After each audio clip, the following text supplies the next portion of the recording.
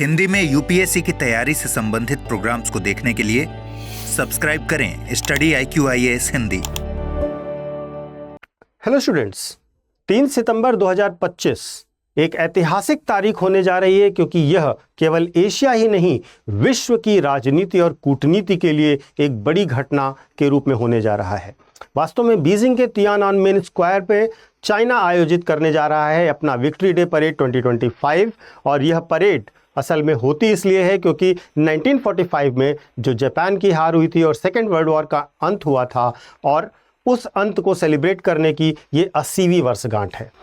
अब इस बार की परेड खास क्यों है? क्योंकि इस बार केवल यह परेड नहीं रह जाएगी, बल्कि यह एक नई शक्ति समीकरण का तस्वीर भी पेश करेगी, क्योंकि यह एक मंच होगा जिस मंच पर एक साथ खड़े होंगे चाइना के शी जिनपिंग, रशिया के पुतिन और नॉर्थ कोरिया के किम जोंग उन, और उसके साथ 26 अन्य देशों के प्रतिनिधि भी।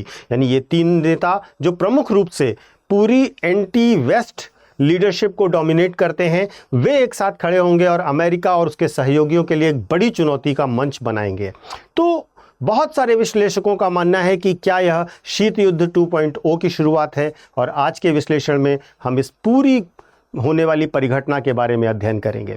तो शुरू करते हैं आज का वीडियो। आज के वीडियो में हम क्या क्या देखने वाले हैं, विक्ट्री डे क्या होती है, इस बार 2025 वाली खास क्यों है, अमेरिका और जापान को चुनौती क्यों मिल रही है, इतिहास के आयाम क्या हैं, भारत पर असर और उसकी चुनौतियां क्या होंगी, ये सारे एंगल्स बहुत महत्वपूर्ण है इस घटना के साथ साथ। और अंत में हम लोग अभ्यास प्रश्न पर भी चर्चा करेंगे, जैसा कि हम लोग हर वीडियो में करते हैं। शुरू करने से पहले मैं अपना यूपीएससी मेंटोर पंकज सर नाम का टेलीग्राम चैनल है जो आपसे शेयर करता हूं हमेशा। इस टेलीग्राम चैनल पर आपको मेरे सारे वीडियोस के लिंक मिल जाएंगे। आप इस पर मेरे वीडियोस के लिंक प्राप्त कर सकते हैं, करंट के पीडीएफ्स प्राप्त कर सकते हैं, और साथ ही साथ यूपीएससी की तैयारी में अगर आपको कोई समस्या आ रही है तो उस संबंध में भी आपको यहाँ पर सहयोग दिया जाएगा। विक्ट्री डे क्या है?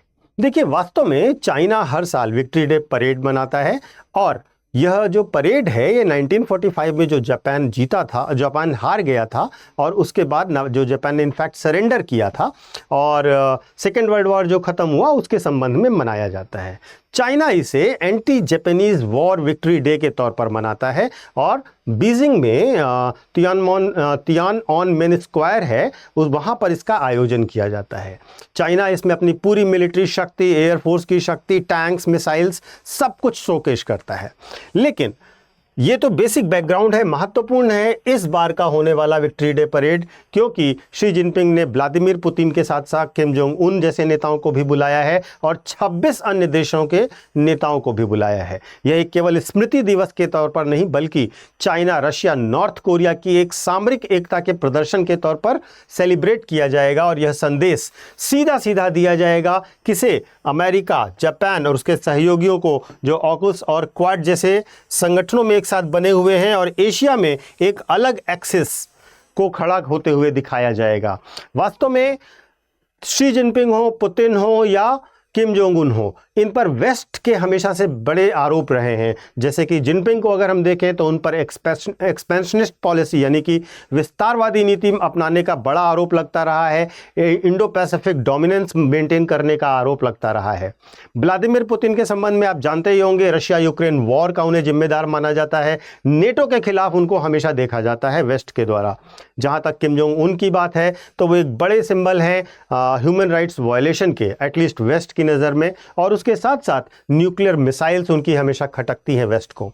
तो इनका एक मंच पर आना निश्चित तौर पर सेलिब्रेशन नहीं है, ये एक पावर शो है, और पश्चिम की मीडिया अभी से इसके लिए एक नया टर्म यूज कर रही है, वो है axis of expansionist, axis of authoritarians. तो सवाल ये उठता है कि क्या ये नई anti US Japan military alliance के तौर पर तो नहीं खड़ा हो रहा है? खैर, किस तरीके से ये अमेरिका और जापान को चुनौती देगा, यह जानना भी बहुत महत्वपूर्ण है।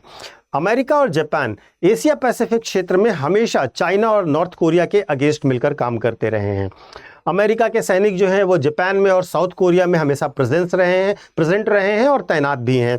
अगर हम क्वाड की बात करें, जो कि एक यूएस डोमिनेटेड समूह है जिसमें इंडिया भी एक मेंबर है, जिसमें इंडिया, जापान, ऑस्ट्रेलिया और यूएस हैं, और ऑकस है जिसमें ऑस्ट्रेलिया, यूके और यूएस हैं, ये मंच वास्तव में बनाए ही चीन को घेरने के लिए गए हैं।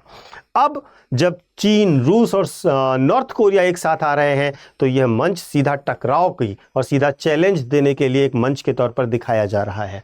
आगे बढ़ते हुए अगर हम देखें तो इसका ऐतिहासिक आयाम क्या रहा है, इस हिस्ट्री में क्या रहा है, तो 1945 में ऐसा हुआ था कि जब जापान ने यूएसए और अलाइज के सामने आत्मसमर्पण कर दिया था, अमेरिका, ब्रिटेन और इन सब के सामने, चाइना के सामने भी।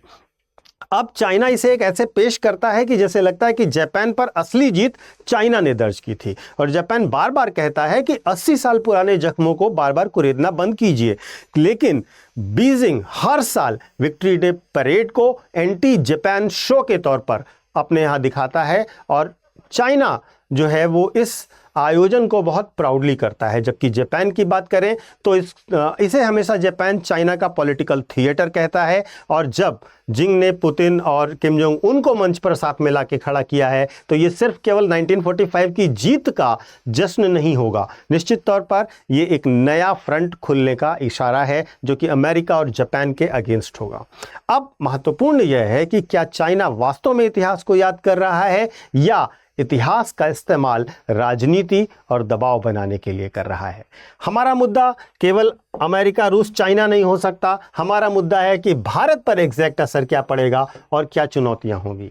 अगर हम आज के करंट वर्ल्ड ऑर्डर में भारत की स्थिति देखें तो भारत की स्थिति इस मामले में बहुत नाजुक है।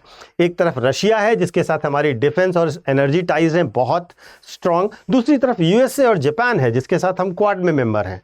तो हमारे पास दोनों तरफ, एक तरफ कुआं और एक तरफ खाई जैसी स्थिति है। अगर जिनपिंग, पुतिन और किम का एक्सेस मजबूत हो जाता है तो दिल्ली पर बहुत ज़्यादा दबाव बनेगा कि वो रशिया के और करीब जाएं, और या फिर यूएस या जापान को के साथ खड़े हों। अब ये दिल्ली पर एक नया दबाव और क्वेश्चन होगा। भारत के लिए एक बड़ा मुद्दा यह भी होगा कि वह अपनी स्ट्रेटेजिक ऑटोनॉमी को बचा पाएगा या किसी एक ब्लॉक की तरफ उसे झुकना ही पड़ेगा।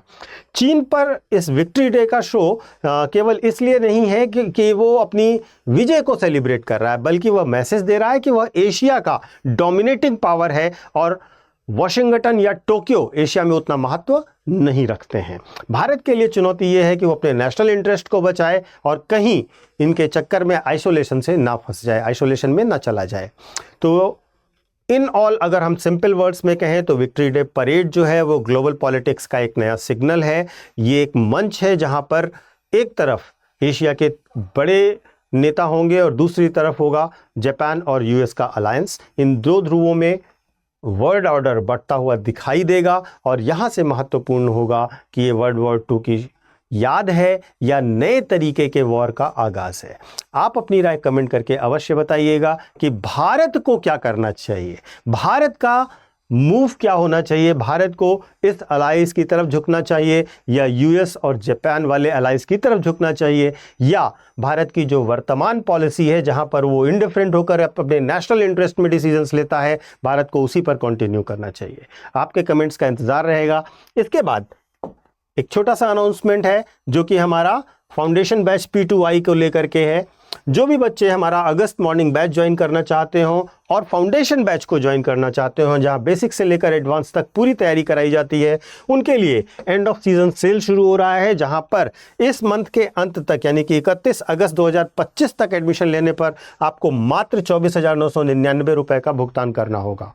नॉर्मली अगर आप 31 अगस्त के बाद यही कोर्स लेंगे तो वो 30,000 32,000 के आसपास पड़ेगा। इस समय ये आपको बहुत सस्ता पड़ेगा। क्यों? क्योंकि हमारा एंड ऑफ सीजन सेल चल रहा है। महत्वपूर्ण क्या है कि आपको जब भी ये कोर्स लेना है तो आपको पीके लाइव कोड का इस्तेमाल करना होगा, और स्टडी IQ IAS हिंदी का कोई भी या इंग्लिश का कोई भी बैच आप लेते हैं तो पीके लाइव कोड का इस्तेमाल ज़रूर करिए। इससे आपको मैक्सिमम डिस्काउंट मिलेगा। इसमें आपको पूरी बुक्स का set, mentorship, prelims residential programme, mains residential programme in Delhi, वो सब कोचिंग की तरफ से मिलेगा, और आप इसको निश्चिंत होकर के ज्वाइन कर सकते हैं। अगर कोई असिस्टेंस चाहिए तो आप हमारे दिए गए नंबर पर कॉल कर सकते हैं, और उसके साथ साथ आप चाहें तो टेलीग्राम पर मुझसे कांटेक्ट कर सकते हैं।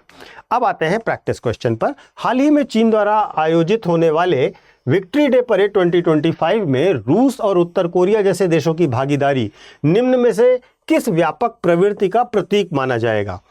अमेरिका और जापान के नेतृत्व वाले इंडो पैसिफिक गठबंधन के प्रतिकार स्वरूप यूरेशियन सिक्योरिटी ब्लॉक का निर्माण, दूसरा विश्व राजनीति में बहुध्रुवीयता और ब्लॉक पॉलिटिक्स की पुनः वापसी। तीसरा, वैश्विक आपूर्ति श्रृंखलाओं यानी कि सप्लाई चेन और ऊर्जा व्यापार में वेस्ट वर्सेस यूरेशिया का ध्रुवीकरण।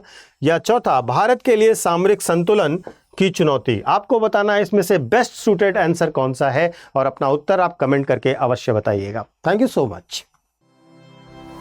स्टडी IQ IAS, आपका सिलेक्शन हमारा मिशन।